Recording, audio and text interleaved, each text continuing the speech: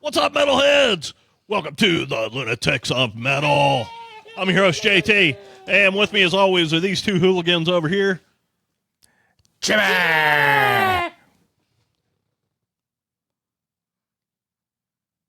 Alpha. You should have stuck your finger right in his nose. I would, but I don't want to get contamination. Oh, you don't want no boogies. No I boogie don't on want to this go up show, where the folks. slime lives. We're boogieless. How you fellas doing tonight? Good, man. Good. Oh, good. you know. You look good. Always. Thank you. Look at that. Look at those tits. You guys are the tits. All All right.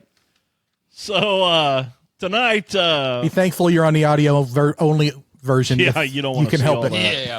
You don't want to see any of that. You don't want to see nothing. That's weird. So, tonight, we are talking about the band Morbid Angel. Look at that. Look at that Alpha's look at got that. the shirt. clean logo and easily readable shirt. Yeah. And tonight's album of choice, this was Andy's album of choice, is Domination. This will be the fourth studio album from the band Morbid Angel. Four. And a little interesting tidbit that some people may or may not know, and we'll talk about that here in just a second. But let me spit some of this out here from the mighty Wikipedia. This brick. Morbid Angel is an American death metal band based in Tampa, Florida. Go figure. All the good death metals in Tampa. They were formed in 1983 by guitarist and primary composer and sole remaining original member Trey Azigthoth. Not his real name. Azigthoth. Something like that. It is not his real name. Trey A. Azigthoth is actually a demon, you could say, from the book of Necronomicon. You right? He took that name upon himself. But anyway, vocalist and bassist Dallas Ward and drummer Mike Browning.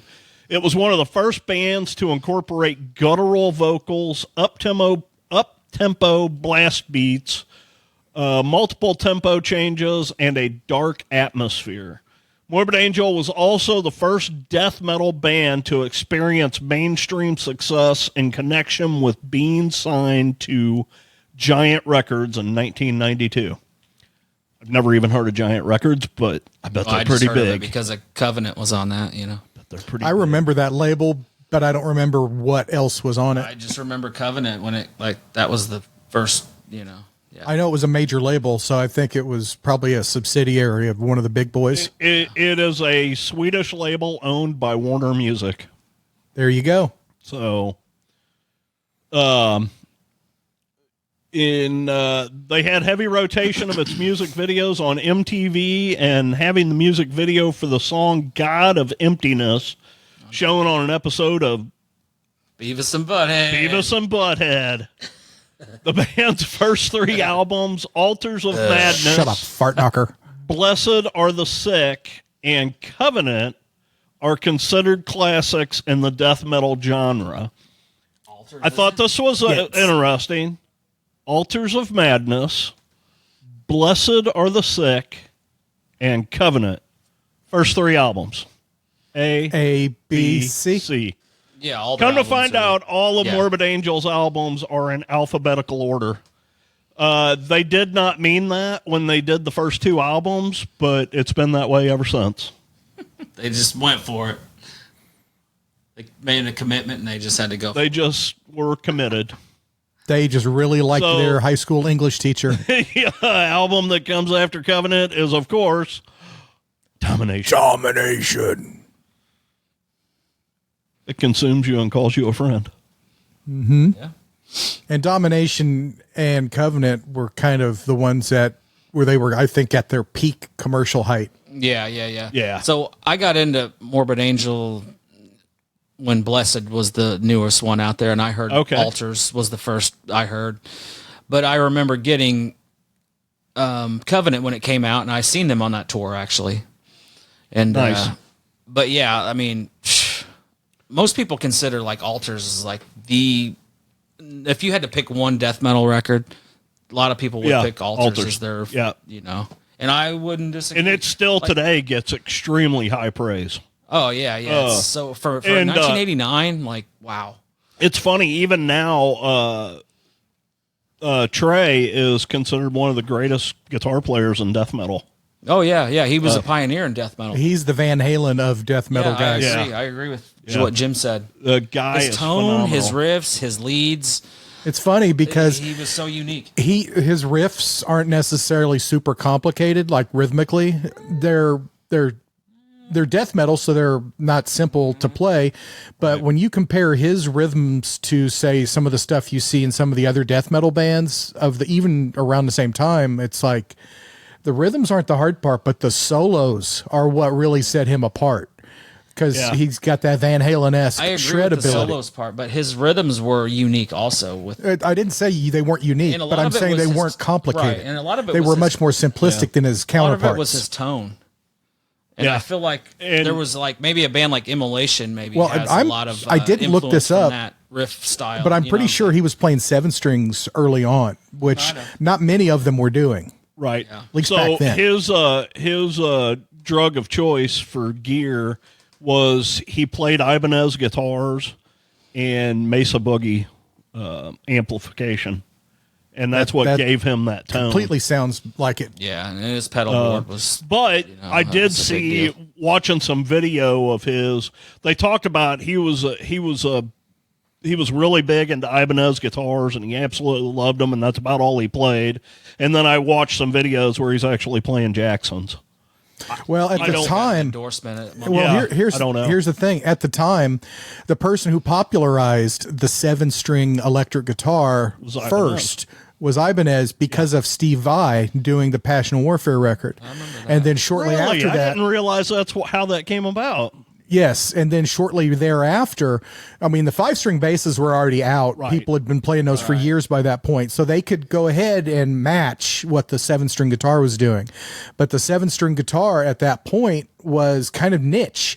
Like, it wasn't every manufacturer had one. Yeah, it was very niche. back Jackson didn't release them for years afterwards, and that's probably part of the reason why you didn't see him back then with that stuff. Gotcha. As well as many other players, because the other big band at this time that was really popularizing them was Korn.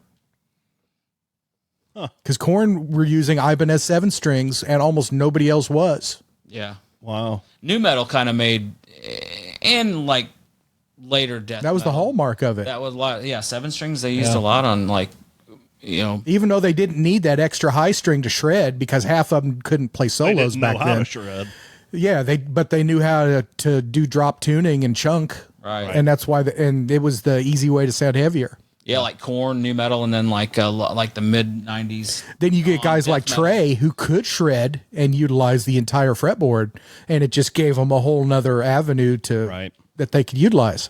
He definitely deserves to be considered a pioneer in death metal, because his, like I said, his tone, his riffing style, and his leads, like he to me, like, he planted almost the seed for like bands like Immolation, almost, kind of with their style, with their riffing style a little bit. I want to say around 95 is when you really started to see most of the other manufacturers come to the table and doing 7-strings. I think you're right. And then Dream Theater kind of was one, I think. Well, they were on Music Man. Right. And, well, he was Ibanez first, but he really didn't play a lot of 7s until like about the 3rd or 4th record. But then he jumped over to Music Man, and then Music Man obviously had to make him one because, hey, this is Petrucci, so let's do it. And he's another one of those players who can utilize the entire fretboard. Heck, you can give him 10 strings and he could still fucking utilize every one of them if he wanted to. And then you got people like Tosin Abashi later on doing the same thing with 8 and 9 strings. And yeah, it gets a little crazy at some points. But the bottom line is Trey's a pioneer. Yeah, when I was looking for some interviews from him, and he didn't really do a whole lot of interviews. Everybody said that he was an extremely friendly guy, and he liked to talk to people, but he didn't really care for doing interviews. The interviews I did see of him were really awkward. Yeah, and I saw one from just a few years ago, and he was like falling down drunk. He's got issues now. Yeah. He's got a problem. He's got serious problems. That night at the show they were playing, he collapsed on stage and they had to carry him out. Yeah, he's in the recent years he's got some addiction problems and some. Yeah. You guys will know this better than me. Is he the only consistent member? Yes, I thought so. Yeah, because they've got rid of Pete and David. Because David Vincent, Pete is back, I think, isn't he? Because David Vincent and Pete Sandoval have "I Am Morbid" now. Yeah, it's a band called I Am Morbid, and they do old Morbid Angel songs. And then Trey has Morbid Angel, right? And then Steve Tucker has been in and out quite a few times too. And David has came back and did. He left after Domination. After Domination, came back for Kingdoms. Yeah, and it's funny because I saw an interview with Trey, and the person asked him about David. This is right after he had left, and they had done the next record. And he goes, "What was the reason why you?" Got rid of it or parted ways with him?" And he goes, I really didn't like his message in his lyrics. Which I'm like, we were just going to talk about that. I was like, okay, you guys. And then after the more I watched videos with interviews on Trey, I see why he said what he said. But to the layman person, it's kind of make you shake your head and go, what the hell? Yeah. Because Dave was more about Satanism and Trey's more about like Mother Nature. And it's not exactly the same thing. But Trey was all about the Satan shit too back then. Trey's real big into the occult, and I mean them old fucking Tales from the Pit videos when they're like, where David's more like I'm blasting God, and Trey's just like whatever, I'm just gonna do me. Remember on them old Tales from the Pit, Trey's like, well, heaven just seems kind of gay, and like, so he was on board with it too. He just delivered it in a different manner, you know what I mean? So no, but David Vincent was more blunt with it. He was more well, like I said, David was more, I hate God and fuck him and all that type of shit, and because he was into all that shit back then. And Trey was more like, it's not. I don't really like it, but it's not really my thing. You do you, he said, if you want to. He said, I don't care. That was part of their whole fucking thing back in the day. They were satanic. Yeah, they played the image up. Yeah, like Slayer. Yeah, like Slayer did, and like Deicide. It's kind of a whole, it's a very commonly used trope in metal. Yeah. And I remember getting into Deicide, Morbid Angel back in the early 90s, 91, 92. Right. And that's how them and Deicide I just thought was the satanic death metal bands. They were and I saw one with like the gory. I saw one with Glenn Benton. He said he almost joined Morbid Angel. I was just going to say that. At one point, Glenn Benton was almost in Morbid Angel. Then he said he wanted too much control and decided not to do it. Yeah. Of course, there was Terrorizer, too, that fucking David and Pete were in Terrorizer, too. Right. Mm-hmm. So the band's original lyric themes, when helmed by Vincent and Azigthoth and Browning, respectively, focus mostly on Satanism, occultism, and blasphemous subject matter.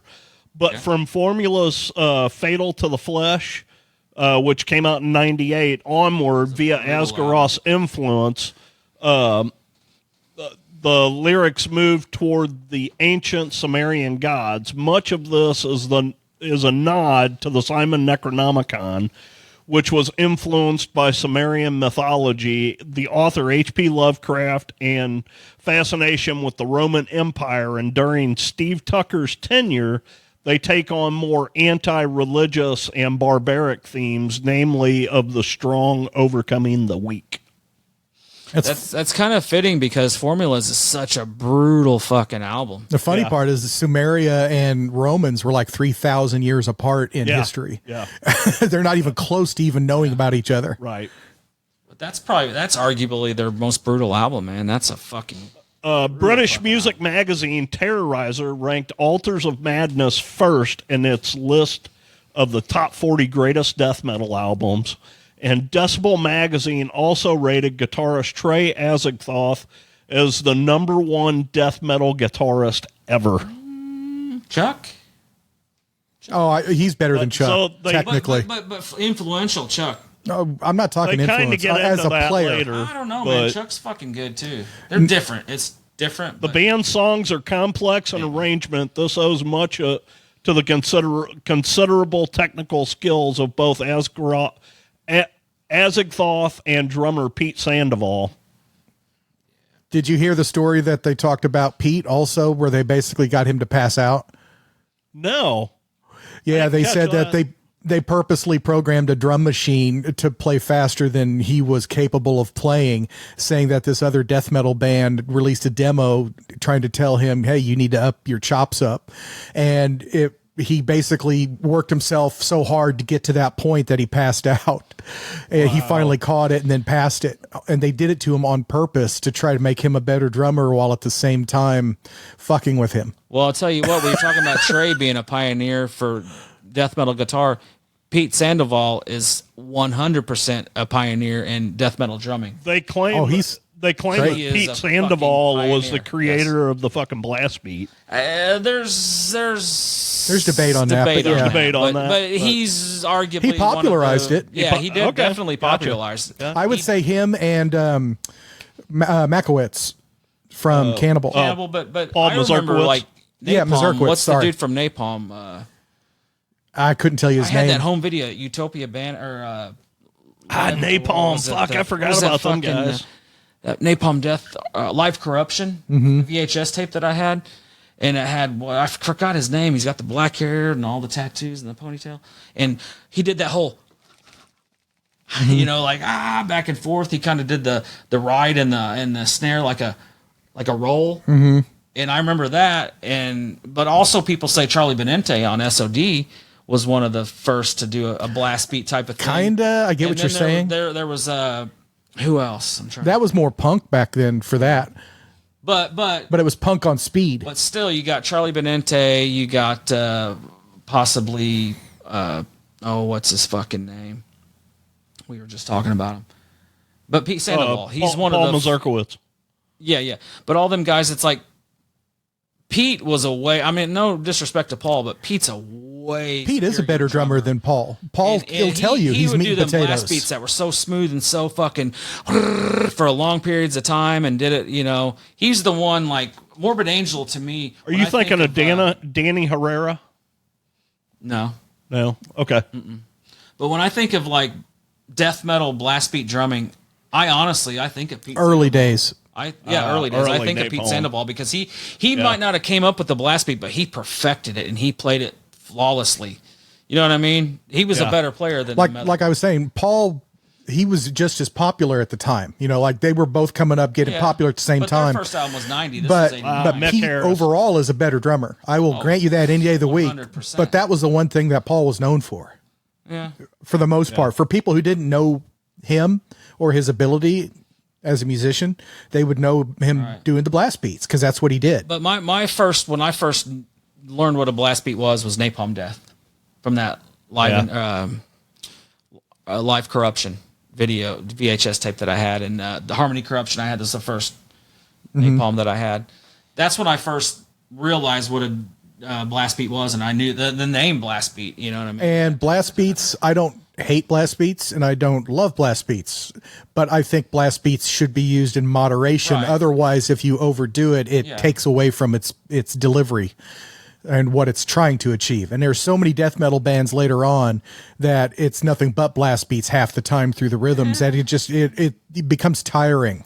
Yeah. But there's a lot that don't use it a lot. But like a band like Christian, but a band like Christian is kind of like their band is kind of almost based around the fucking blast beat, Yeah, I can see that.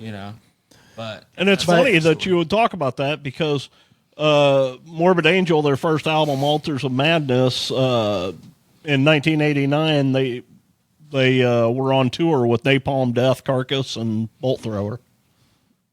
Nice. Kind of interesting. Nice lineup. Yeah. I would have loved to have seen that show. 90-91 were spent touring North America, playing with bands such as Pantera, Obituary, Atheist, Death Angel, Forbidden, Sanctuary, Ripping Corpse, Deicide, Sacrifice, and Wrath. Nice. I had a friend of mine who used to live in Tampa, was telling me about hanging with Pete Sandoval down there, said that he would see him at band practices and stuff sometimes. That's cool. And he said there was a party they were at one time, and that Pete was so hammered, he was trying to play Chopin on the piano, and he kept falling off the stool because he was too drunk to hold himself up. Didn't I just see too that he found out he had some slight autism? That wouldn't be surprising. I feel like I just seen a lot of great musicians have an issue about that. He just recently was diagnosed with some. Now he's from Brazil, I believe, isn't he? I'm not sure. I mean, Sandoval, that's a Spanish name, so I don't really know. But anyway, that's Portuguese. I saw that earlier. Because I know he's not an American. Yeah, he's from Salvador. There we go. Close enough. that's Spanish, isn't it? Down there, most of them are, but I couldn't tell South you for America's certain. mostly Portuguese, but like Central America, Spanish. Some parts of South America, Spanish. But anyway, it's irrelevant. Anywho. But he came to the United States and became a drummer and did okay for himself. Yeah. And then, of course, the other person we're not even talking about is Eric Rutan. And look at what he's done. Yeah. Yeah. Yeah. And he purposely wanted to join the band on this record and even went out and bought his own gear on purpose just so he could have the same gear and match up with them. That's cool. And spent thousands. This album kind of gets shit on. Domination kind of gets, like, on other YouTube channels that I watch, that kind of gets, everybody's like, either just Altars is the only one, or like After Covenant, they're done. And I'm like, man, Domination is fucking great. Formulas it and is, Gateways but are great it's too. a little weird. I mean, it's different. It is a little different. It's got some strangeness to it. It's catchy, though. To me, it's a little bit more back. It's a more similar to Blessed. It's more groove oriented, I think. You know, right? I agree. And it has more like by this point, Pantera had hit #1 on the main charts, so they probably wanted to see if they could open their crowd up a bit by going that direction. But like this also has a little bit more of a dark, atmospheric feel to it than like their previous albums. Because like Altars is brutal, Blessed kind of is a little more similar to this album, I believe. It's a little more dark and kind of has all the little interludes and shit. Covenant's kind of a combination of those two together, and then Domination's kind of back a little bit more like Blessed, right? But a little bit has more of a goth splash to it or something. I don't know. Yeah, dark. They're back to them interludes like Blessed. It's the producer too.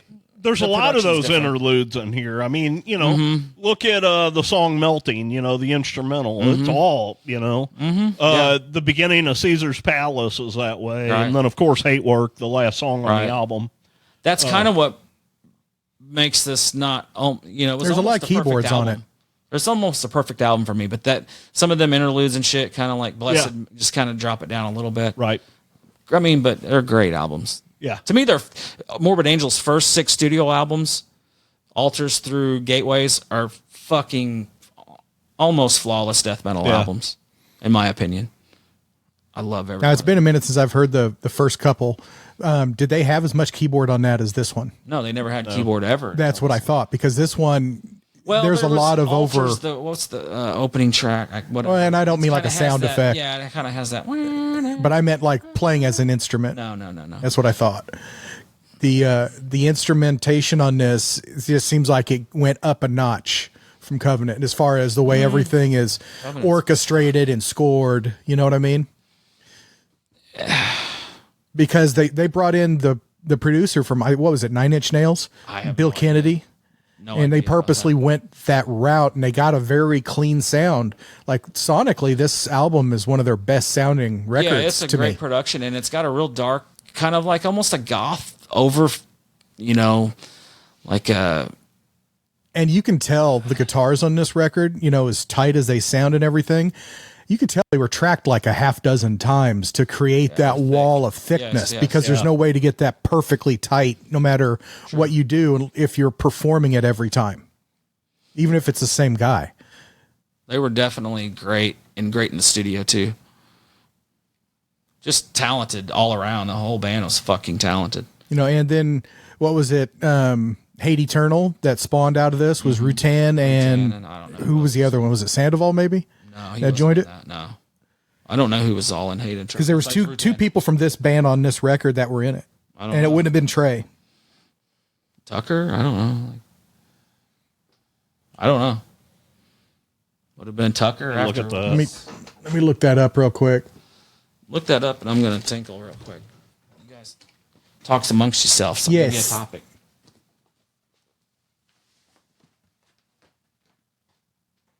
Rutan. Oh, he's younger than I thought he was. Oh, Jared Anderson was in there. He was part of Morbid later. Gotcha. Oh, wow, dude.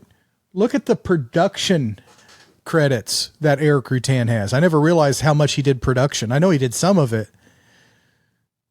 but he's got like 40 listings on here. Wow. At any rate. Well, and that's funny because, like, until I started looking at this album, I didn't realize he was on this one. Oh, really? I'm surprised because that was like one of the main things that I was like, oh, cool, Eric's in this. Right.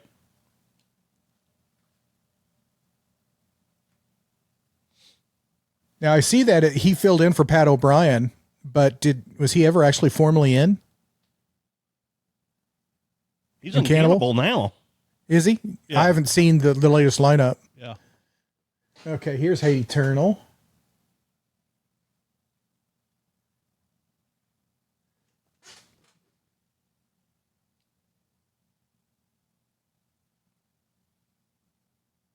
Yeah, it doesn't really show anything as far as other people.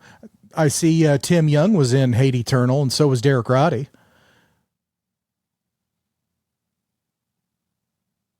But I don't see anything on Sandoval. I thought for sure he went in there for a minute. Maybe he did. But, well, I didn't see his name on here, though. He may have played with them briefly and then just never recorded too. Yeah, the only one that I noticed was Jared Anderson. Because he was their vocalist in 2001. Okay. That would stand to reason then. But there's your lineup for Hate Eternal. Oh, or past members, I should say. Derek Roddy? Yeah. Was he the one from Morbid? No, he was... Jared Anderson was in Morbid Angel. Yeah. And Hate Eternal. Was he during the Tucker days, I guess, probably? Here's Derek's listings.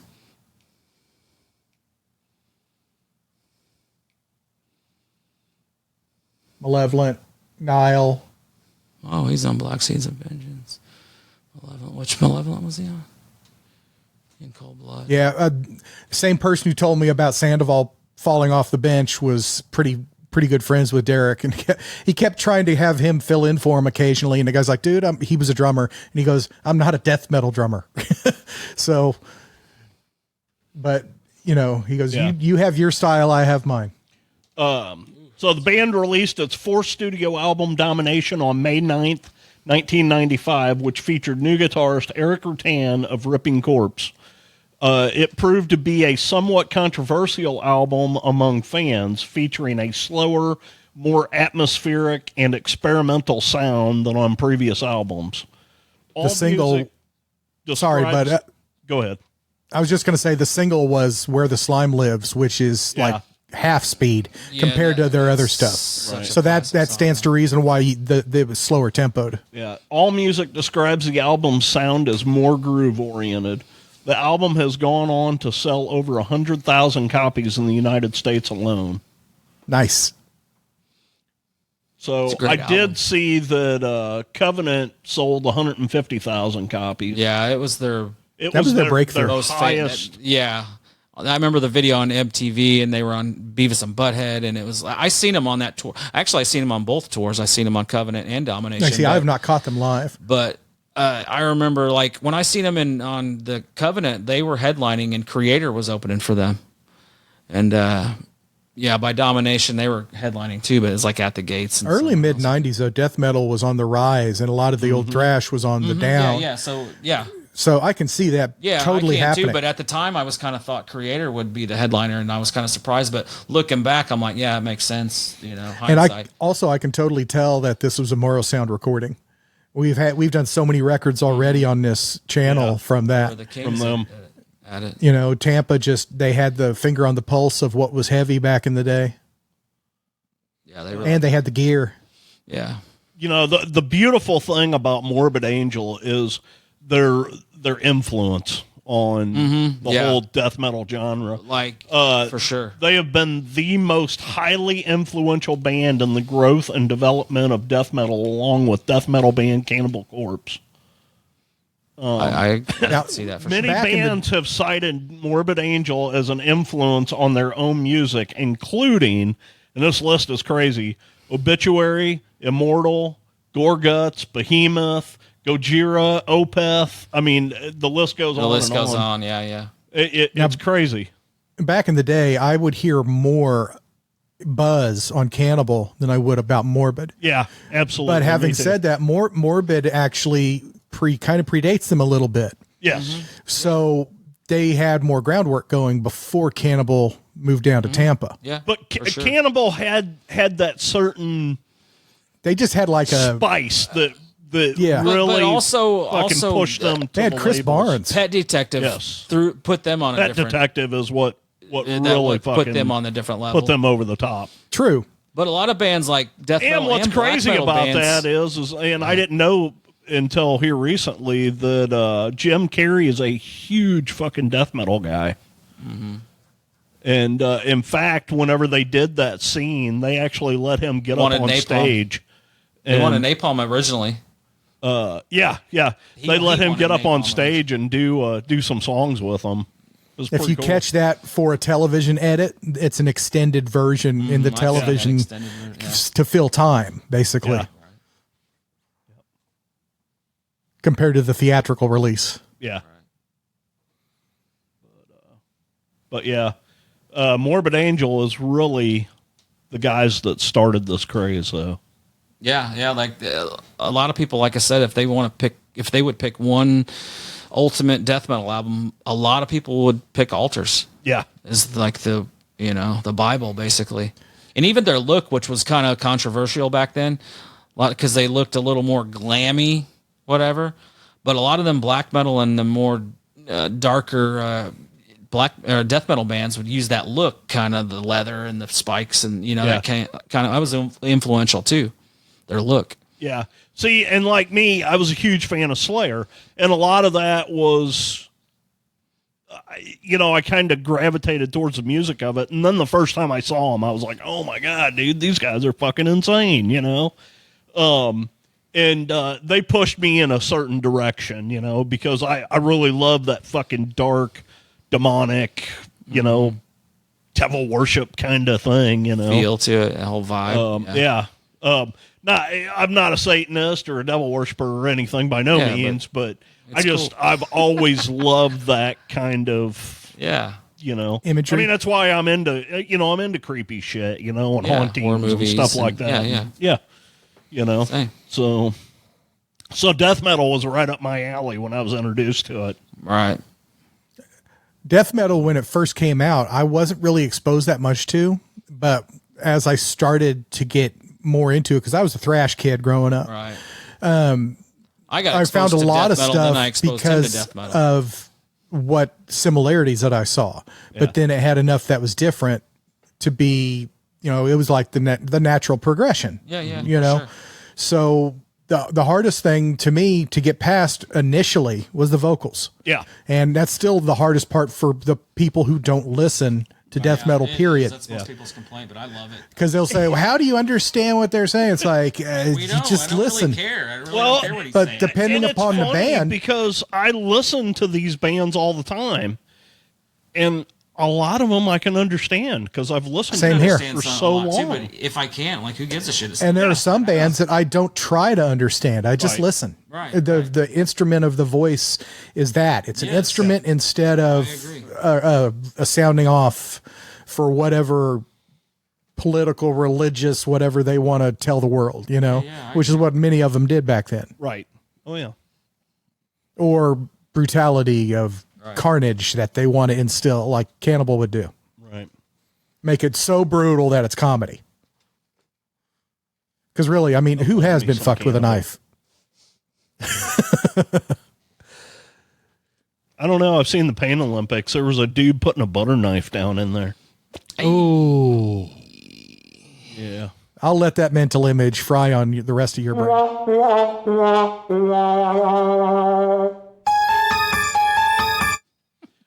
But anyway, I digress.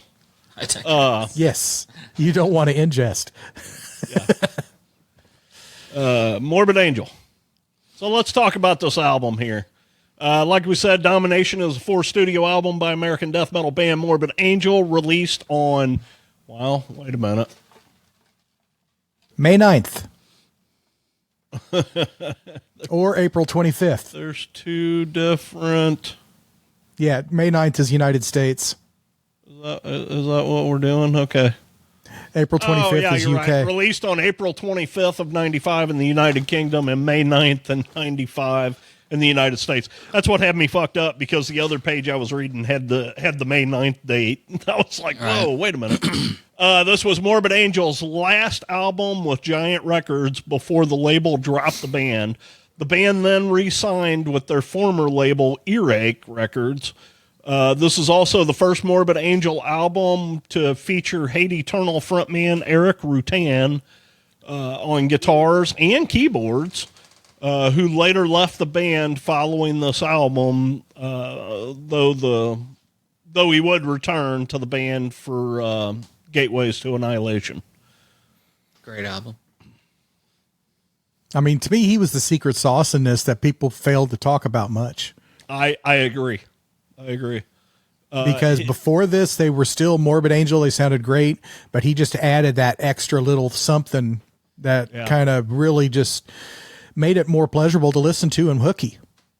See, I don't know how to feel. I mean, this is not, I don't really say this is my favorite album, but I love their it's not mine. Their first 6 albums to me are, I would have to really say good. My favorite of the first 4, but Gateways or Formulas and Gateways is phenomenal too. Yeah. But like the early 4, they're great. And I, sometimes this has been my favorite. Covenant's been my favorite. Altars have been my favorite. Blessed's been my favorite at one point.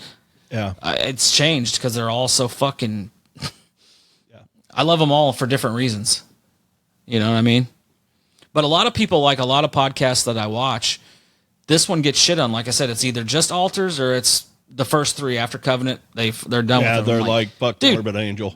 This fucking Domination rules, and so does Formulas and Gateways.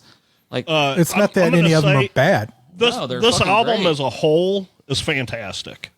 It is. I agree. It's got some stuff in it that I was like, I remember that, and there's some sound effect songs. It's kind of like Blessed. If it wasn't for the interludes, it's almost a perfect album, but the interludes kind of bring it down a little bit. But this album feels more like a theatrical score than it does a band's record to me.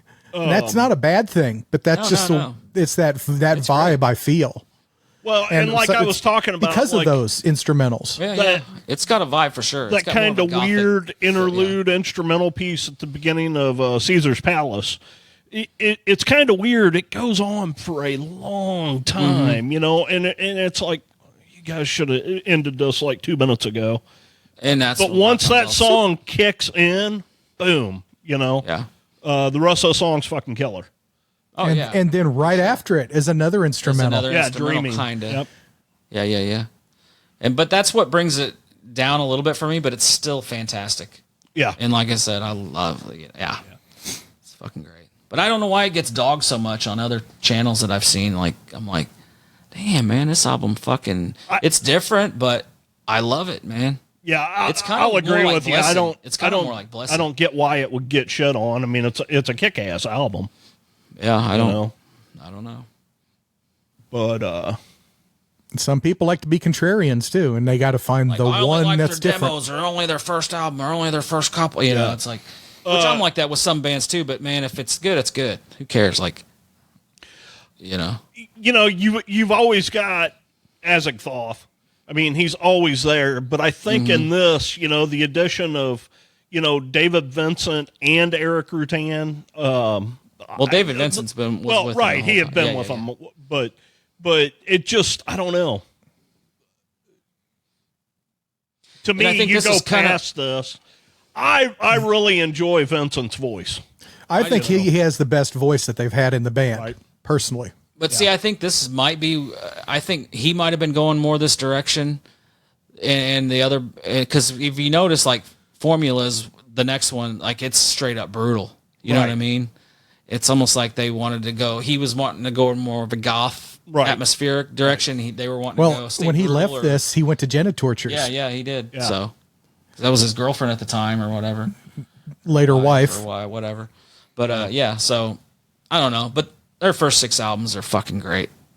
Either way, death metal classics. But it's definitely been Trey's toy, and if he wants you to play with him, he will. And this fucking album, this fucking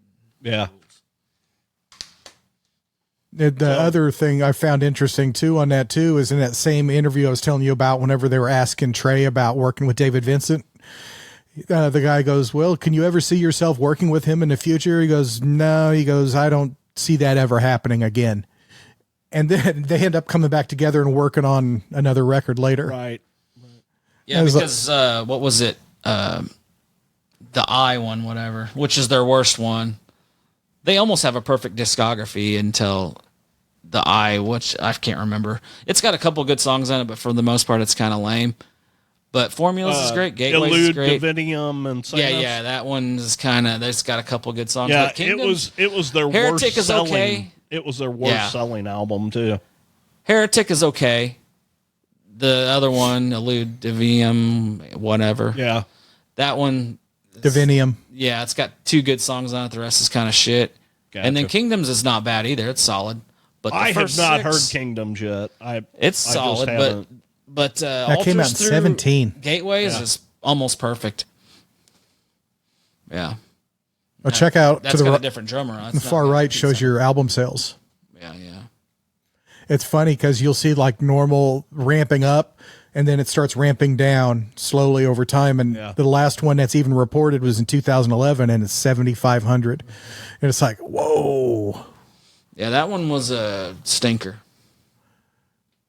But like I said, Heretic and Kingdoms were not bad. They weren't great, but they weren't as great as the first 6, but they're solid. Yeah, great, influential fucking band. Definitely. Good record. Definitely. So, Gerald, if you had to pick 3 favorite songs, what would they be? Oh, dude, this is easy for me. For me, well. Mine may be weird, but for me, it's going to be Eyes to See, Ears to Hear, Dawn of the Angry, and This Means War. Nice. Those 3 songs, and it's funny, they're all Rutan songs. Well, Dawn of the Angry, I'm not sure on, but no, that's a Trey song. That's a Trey song. Yeah. To me, that's almost a Sandoval song, the way that drum line is. Yeah. All 3 of those songs are kick ass. If I had to rate this album, the whole album is really fucking good. Like I said, I don't really care for the interlude stuff, the melting and dreaming. Yeah. Hate Work, for what it is, I mean, it's not terrible. It's not terrible. It's just fucking weird. Yeah, it's weird. Sometimes I like to listen to it. Sometimes I'll skip it. It depends on my mood. With everything that you've done on this album that was magical, we could have done without some of that. Kind of like Jim said, it kind of makes the whole album kind of seem cohesive. The sequence on this record is top notch, though. Like the way everything flows together, like it just fits. I agree. Like even though some of them interludes and some of the song like that kind of bring it down a little for me. And I also agree with Jim. It's also what makes it kind of its own cohesive unit of. I mean, who else has a record that feels the way this thing feels because of all those little connection points? Right. I can't name one. Dude, so it's different. So much back in those days. Yeah. It's just. God, I mean, that's my point. Is it sets itself apart, which it's a mark of a good record. Yeah. But to rate this thing, I'd give it a solid 8. Easily. Tight. Tweet. Like a twigger. What about you, Jimmy? If I'm going to pick 3 songs, Dawn of the Angry is going to be the first one for me, easily. I love the way on that, how he's just sitting there flying on the drums, and all of a sudden he just stops and goes, doop, and then goes right back into flying on the drums. Yeah. That's hilarious to me. And then, is that the? Yeah, it's that one.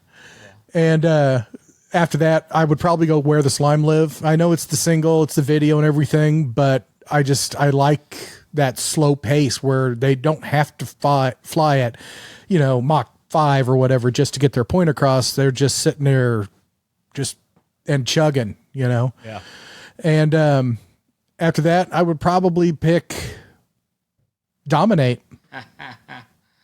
Nice. Just the way it starts that record off, it's just like a punch, and then it just like, okay, we're off to the races, and then everything else goes.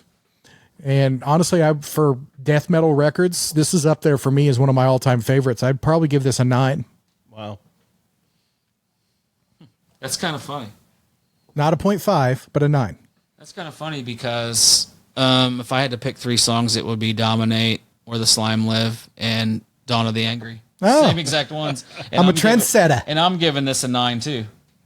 Wow. But, not a 9.5? Eyes to see, you two ears hold to hear. hands and Eyes to see, ears to hear was like really close to. Yeah. But man, honorable mention would be Hate Work. The hook in that song. Just all the actual songs on here are fucking great in my opinion. I just love them, man. Every song on here. Now, has anyone heard the bonus tracks from the Japanese version? No. I have not. I mean, God of Emptiness, that's well, the those remixes. are all older songs. They're just remixed. Yeah. So anyway, but yeah. So 95. I got to see them on this tour with Cameron McCormick. Me and him went. Oh, Camo! At the gates open, and I can't remember the other opening band, but I've seen them 3 times. I've seen them on Covenant, Domination, and Gateways, but I'd say Covenant they were phenomenal on Covenant. On Domination, I think Pete might have been drinking a little. He was a little sloppy. A little sloppy that night. I wouldn't put that out of the realm of possibility. It was still great to see him, man. It was a fucking, phenomenal. So has anyone heard anything about what they're up to these days? They're still playing because, like I said, David Vincent and Pete Sandoval have I Am Morbid. They're playing shows, and then Trey's got Morbid Angel. Yeah. And they're still playing shows, but there's no talks or anything about making a new album. That's what I was curious about. Apparently he's got some addiction problems, and they're just playing, and he's just whatever, making a paycheck, and I don't know. Well, let's hope he gets past that addiction issue and gives us more music. Right. Yeah, because the interview that I watched was from 2023, so I mean that was just a couple of years ago. If not, I can live with their first 6 studio albums as being fucking top tier, epic. 6, yeah. Awesome. That's just a great run. Like that's like Metallica's first 4 or 5, and Megadeth's and Slayer's, and there's so many of those bands that have a great string of records, and then they reach a point, and it's like they just can't get there anymore. But to have 6 fucking great records in a row, I mean, like I'll take it. Wow, this is crazy. I'd take 1. In celebration of their 40th anniversary, Morbid Angel embarked on a 5-week North American tour called the United States Tour of Terror in 2023. From March to April of 23, featuring session drummer Charlie Corin. Support acts on the tour included Revocation and Crypta. Oh, During the March 31st, 2023 show in Belvedere, Illinois, which I have no idea where that is. I know where that's at. That's up by Chicago. The roof of the concert venue collapsed after it was struck by an EF1 tornado, resulting in the death of one concert goer and injuring at least 40 others. That was during a Morbid Angel concert. I remember that. Morbid Angel was originally scheduled to take part in the Devastation on the Nation tour commencing on November 15th, 2024, but was dropped off from the lineup due to unforeseen circumstances and was replaced by I Am Morbid. That had to sting. Yeah, I bet that really fucking chapped Trey's ass. Probably. So a couple years ago, I got to see Terrorizer with Vincent and Sandoval. Really? That was pretty cool. Nice. Yeah, that was pretty cool. So I've got to see Sandoval 4 times. He's a fucking pioneer, man. Out in the old West. In his covered wagon. In his wagon. In his wagon. New York City. I just had some county. I just had some picante sauce from New York City. You don't say, Sonny. You boys want some NyQuil? I can't say the brand. Not Picanis. This ain't Picanis. New York City. New York City. Our age on that commercial. Anyone over 34 and a half will get that. Old. We're fucking old. Over 40. But 34 and a half. Okay. You got to have your 0.5s.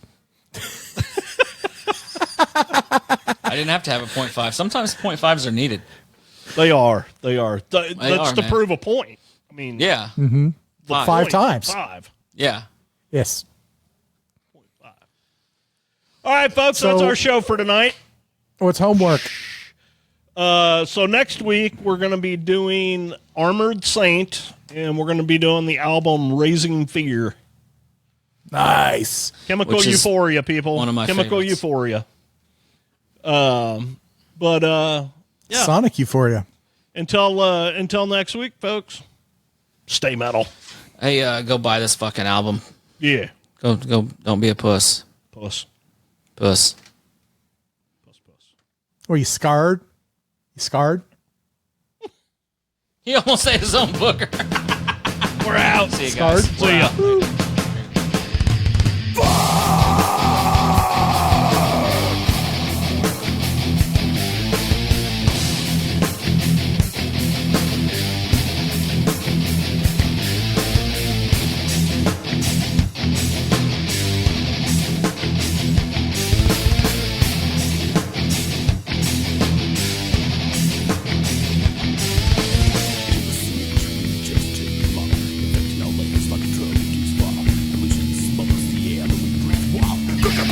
To a crack in the tree, ignorant disease in the human race. Fallen in the diamond, we're born to hate, forever suicide. Vision to blame, common sense is acting. What a shame, yeah, what a shame.